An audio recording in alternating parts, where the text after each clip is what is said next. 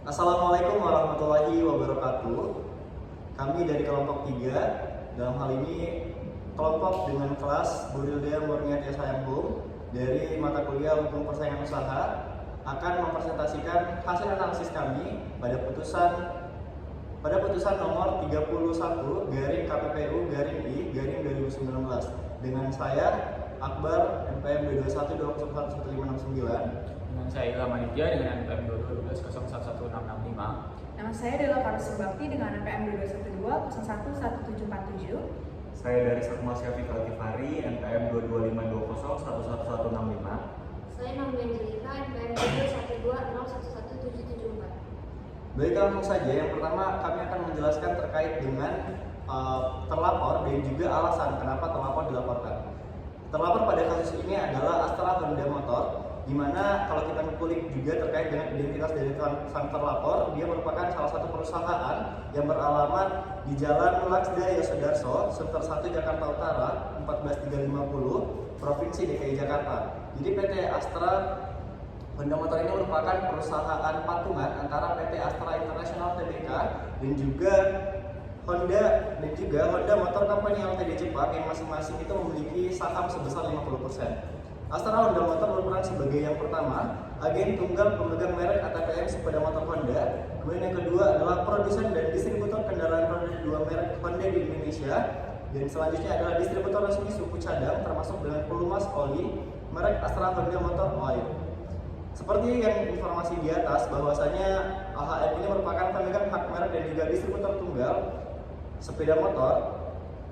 Kemudian AHM ini mengikat dan juga mengangkat main dealer melalui perjanjian pengangkatan main dealer. Selanjutnya main dealer akan diwajibkan atau diharuskan untuk bisa menentukan siapakah dealer-dealer di wilayah tertentu yang merupakan salah satu pusat. Dan dalam kasus ini main dealer mengangkat Astra Honda Authorized Service Station sebagai jaringan purna jual yang dimana didasarkan persetujuan dan juga pengawasan langsung dari Astra Honda Motor. Kemudian alasan kenapa ditariknya PT Astra Honda Motor ini sebagai terlapor adalah yang pertama, PT Astra Honda Motor telah ditetapkan sebagai terlapor karena diduga melanggar pasal 15 ayat 2 dan juga 3 pada Undang-Undang Nomor 5 Tahun 1959, yang dimana pasal 15 ini berbunyi pelaku usaha dilarang membuat perjanjian yang membuat syarat bahwa pihak yang menerima barang atau jasa tertentu harus bersedia membeli barang atau jasa lain dari pelaku usaha pemasok. Kemudian pada ayat ketiga, pelaku usaha dilarang membuat perjanjian mengenai harga atau potongan harga tertentu yang mensyaratkan pembelian barang atau jasa lain dari pelaku usaha pemasok atau tidak membeli dari pesaing pemasok. Hal ini melanggar karena AHM melalui jaringan AHAS atau Astra Honda Authorized Service Station hanya memperbolehkan bengkel-bengkel dari AHAS ini menggunakan dan menjual pelumas merek AHAM Oil dengan spesifikasi MTX dan juga SPX. Dalam perjanjian AHAS juga, dengan main dealer, bengkel AHAS dilarang untuk menjual atau menguji pelumas merek lain selain yang telah ditetapkan oleh AHM itu sendiri. Kebijakan ini kemudian menimbulkan dugaan adanya team agreement atau perjanjian pengikatan karena bengkel AHAS hanya bisa menjual pelumas AHM jika ingin tetap menjadi bengkel resmi Honda. Dengan demikian, AHM dianggap menciptakan hambatan masuk atau entry barrier bagi para pelaku usaha pelumas pesaing seperti Pertamina, Shell, Federal, dan lainnya dalam memasarkan produk di bengkel-bengkel resmi Honda. Jadi bisa dibilang ada dugaan pembuatan perjanjian yang dilaksanakan secara tertutup antara AHM dan juga main dealer, yang dimana mengharuskan para bawa-bawa dari main dealer ini mengikuti aturan atau spesifikasi atau prosedur yang telah ditentukan oleh Astra Honda Motor. Seperti itu. Baik, selanjutnya kita berbicara terkait dengan dugaan-dugaan pelanggaran. Jika tadi mungkin oleh saudara Akbar sudah disebutkan apa-apa saja sih pasal-pasal yang kemungkinan dilanggar, di sini akan lebih spesifik terkait dugaan-dugaannya. Untuk yang pertama adalah pasal 15 ayat 2, di mana itu terkait dengan adanya perjanjian antara pelaku usaha dan juga pemasok bahwa pelaku usaha ini harus membeli suatu barang ataupun jasa dari pemasok itu tersebut, sehingga dalam kasus ini PT Astra Honda Motor ini diduga memiliki suatu perjanjian tertutup dengan AHAS, di mana adanya kesepakatan bahwa AHAS ini harus membeli suatu produk. Misalkan jika ingin membeli suatu produk yaitu pelumas AHM dari PT Astra Honda Motor ini, dia harus juga membeli produk-produk lain dari PT AHM ini. Nah, hal tersebut diduga adalah salah satu bentuk dari typing agreement, di mana typing agreement itu tandanya bahwa ya ketika satu pemasok itu memiliki perjanjian kepada pelaku usaha bahwa pelaku usaha harus membeli barang atau jasa dari pemasok tersebut. Lalu untuk yang kedua adalah dugaan pelanggaran dari pasal 15 ayat 3, di mana ada berbunyinya adalah tidak boleh ada bahwa pemasok ataupun pelaku usaha untuk tidak akan membeli barang ataupun jasa yang sama atau sejenis dari pelaku usaha lain yang menjadi pesaing dari pelaku usaha pemasok. Tandanya bahwa adanya dugaan perjanjian antara AHAS dan juga AHM bahwa AHAS ini tidak boleh membeli produk-produk lain dari yang serupa dari pelaku usaha lainnya, sehingga hal tersebut menciptakan entry barrier yang termasuk bahwa dugaan bahwa pesaing-pesaingnya ini tidak bisa masuk ke pasar yang sama terhadap AHAS itu, sehingga hal tersebut menjadi hambatan untuk pelaku usaha lainnya untuk masuk ke dalam pasar yang sama. Hal tersebut bisa disebut sebagai dugaan pelanggaran terhadap pasal 13 itu tadi. Bahkan disebutkan juga bahwa adanya dugaan bahwa main dealer ataupun dealer dari AHAS ini bisa memperoleh diskon antara 12-15% jika membeli pelumas dan dari terlapor, dan juga serta dealer dan AHAS tidak diperbolehkan untuk membeli ataupun melakukan perjanjian dan juga promosi dari pelumas dari pesaingnya. Nah, untuk fakta-fakta hukum yang dapat kami temukan di sini adalah bahwa dalam perjanjian ini bisa disebut mengandung harga bersyarat, yaitu untuk mendapat potongan harga dealer harus memberi pelumas dari AHM. Lalu ada juga mengandung klausul eksklusivitas, di mana apabila dari AHAS ini ingin menjual atau tetap menjadi bagian dari AHAS, dia harus membeli produk-produk dari AHM itu sendiri. Lalu yang terakhir ada menciptakan entry barrier kepada pelaku usaha lainnya, seperti yang tadi disebutkan oleh Akbar, adanya entry barrier kepada seperti Pertamina, Shell dan lain-lain untuk masuk ke pasar yang sama terhadap AHAS dan juga AHM itu tadi. Nah, itu tadi dugaan-dugaan dari pelanggaran pasal-pasal dalam Undang-Undang Nomor 5 Tahun 1999. Baik, selanjutnya saya akan menjelaskan mengenai pendekatan rumusan pasal dan juga lingkup pasal bersangkutannya. Dalam perkara ini, pendekatan yang digunakan yaitu pendekatan rule of reason. Peraturan KPPU Nomor 5 Tahun 2011 tentang pedoman pasal 15 Undang-Undang Nomor 5 Tahun 1999 pada intinya menyatakan bahwa pasal 15 ayat 2 dapat menerapkan pendekatan rule of reason dalam penanganan kasusnya. Pendekatan rule of reason berarti suatu perjanjian atau suatu tindakan tidak langsung dapat dianggap melanggar suatu hukum perusahaan, melainkan harus dibuktikan terlebih dahulu dampak yang diberikan dari perjanjian tersebut. Dalam kasus ini KPPU tidak langsung menyatakan tying agreement sebagai suatu pelanggaran, melainkan harus menganalisis secara mendalam mengenai dampaknya baik dari sisi negatif maupun sisi positif. Dampak negatif terkait identifikasi dan juga pembuktian dampak yang terjadi. Tying agreement salah satunya adalah bentuk pembatasan akses pasar yang diberlakukan oleh pelaku perjanjian terhadap pelaku usaha persaingan. Hal ini dibuktikan oleh keterangan-keterangan saksi di dalam persidangan. Untuk dampak positifnya, KPPU menilai bahwa yang pertama, tying agreement tidak selalu bersifat anti-kompetitif, terutama jika masih terdapat pilihan produk lain di pasar. Yang kedua, pasar pelumas bersifat monopolistik, yang artinya dengan banyaknya pelaku usaha dan juga konsumen keluar masuk pasar atau free entry dan exit. Yang ketiga, tindakan AHM perlu dilihat dari tujuan bisnisnya seperti menjaga kualitas, servis dan juga kualitas pelumas bagi kendaraan Honda, bukan semata-mata membatasi pelaku usaha lain. Dengan demikian dalam putusan ini pendekatan rumusan pasal yang digunakan menilai dan mempertimbangkan dampak ekonomi, justifikasi bisnis, serta keseimbangan antara dampak negatif dan juga dampak positif. Kemudian lingkup pasal bersangkutannya berdasarkan ketentuan pasal 1 angka 10 Undang-Undang Nomor 5 Tahun 1999, didefinisikan mengenai pasar bersangkutan, yaitu adalah pasar yang berkaitan dengan jangkauan atau daerah pemasaran tertentu oleh pelaku usaha atas barang dan atau jasa yang sama atau sejenis atau substitusi dari barang dan atau jasa tersebut.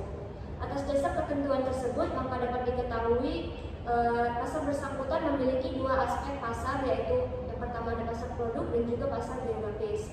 Mengenai pasar produk, dalam kasus ini produk-produk pelumas oli dengan spesifikasi teknis SAE 10W30, kemudian JASO MB API SG atau lebih tinggi yang telah memiliki izin edar dari Kementerian Energi dan Sumber Daya Mineral Republik Indonesia. Kemudian untuk pasar geografisnya dalam perkara ini yaitu pada wilayah pemasaran di Pulau Jawa.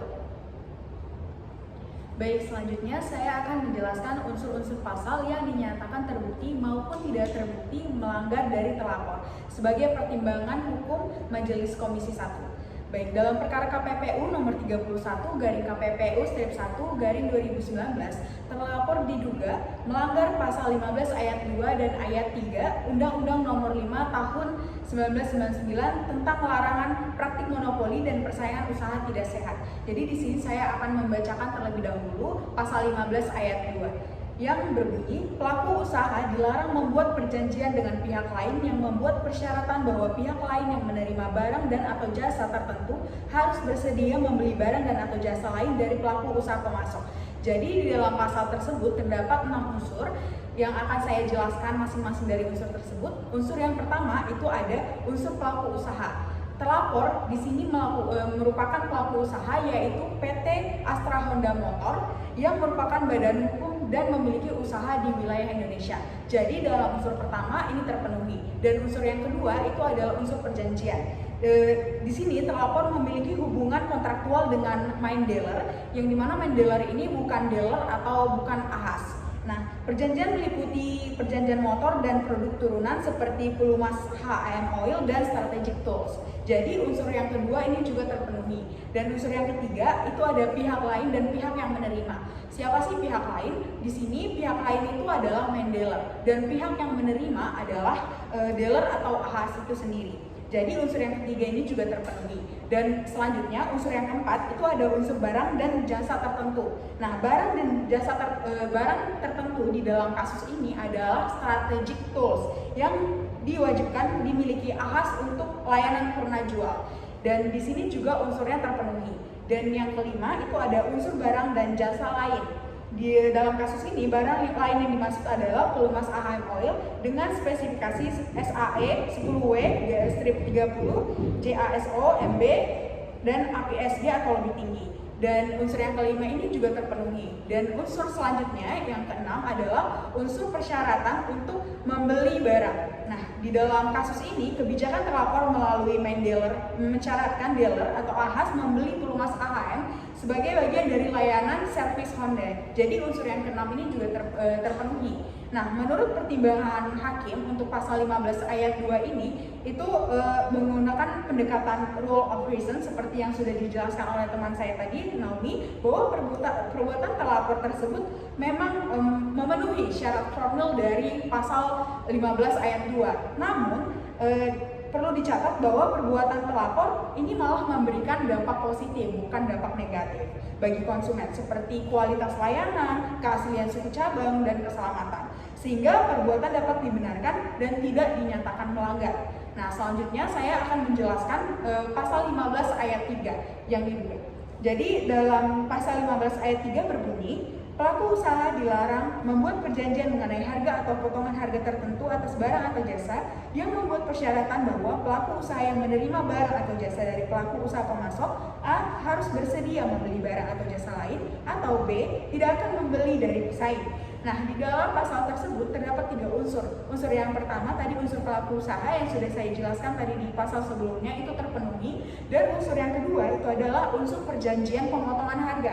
Nah, dapat kita lihat tidak ditemukan klausul yang mengatur potongan harga atau subsidi antara terlapor dengan dealer atau ahas. Jadi unsur kedua ini tidak unsur persaing, unsur perjanjian potongan harga ini di dalam pasal 3 itu tidak terpenuhi dalam kasus ini. Nah, unsur yang ketiga adalah unsur harga atau potongan. Berdasarkan keterangan saksi-saksi yang sudah diminta seperti Presiden PT Wahana Makmur, PT Mitra Sembilan Kemakmuran, dan Cahaya Sukses Motor, tidak ada potongan harga maupun subsidi yang diberikan oleh terlapor. Jadi, menurut majelis hakim, sebenarnya kalau misalnya unsur perjanjian potongan harga sudah tidak terpenuhi, unsur kedua sudah tidak terpenuhi, jadi unsur selanjutnya tidak perlu dibuktikan lagi.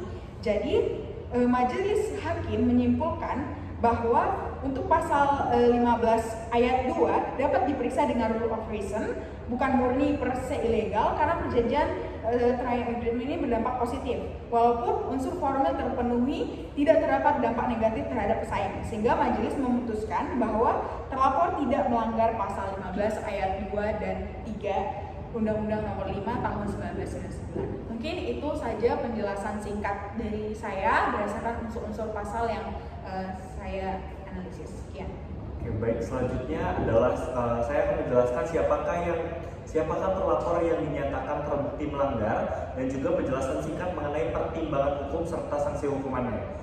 Nah, dalam perkara KPPU nomor 31 garing KPPU strip I garing 2019, Majelis Komisi menyimpulkan bahwa PT Astra Honda Motor tidak terbukti melanggar pasal 15 ayat 2 dan juga 3 Undang-Undang nomor 5 tahun 1999, di mana pertimbangan hukumnya didasarkan pada fakta hukum, pada fakta bahwa tidak ada hubungan hukum langsung antara AHM dan juga bengkel Ahas, karena hubungan hukum tersebut terjadi melalui main dealer. Selain itu, majelis menilai bahwa kebijakan AHM ini dalam merekomendasikan pelumas tertentu bertujuan untuk menjaga kualitas layanan dan juga perlindungan konsumen, bukan untuk membatasi persaingan usaha. Dengan menggunakan pendekatan rule of reason, majelis menilai tidak ada bukti adanya praktik monopoli atau dampak negatif terhadap pasar. Oleh karena itu, KPPU memutuskan bahwa AHM tidak bersalah dan tidak dijatuhi sanksi administrasi apapun. Baik, sekian analisis kasus atau perkara yang dapat kami sampaikan. Kurang lebihnya mohon dimaafkan dan semoga bisa menjadi tambahan alternatif lain juga buat teman-teman yang nonton untuk bisa belajar lebih jauh terkait dengan KPPU khususnya dalam persaingan usaha. Kami cukupkan. Wassalamualaikum warahmatullahi wabarakatuh.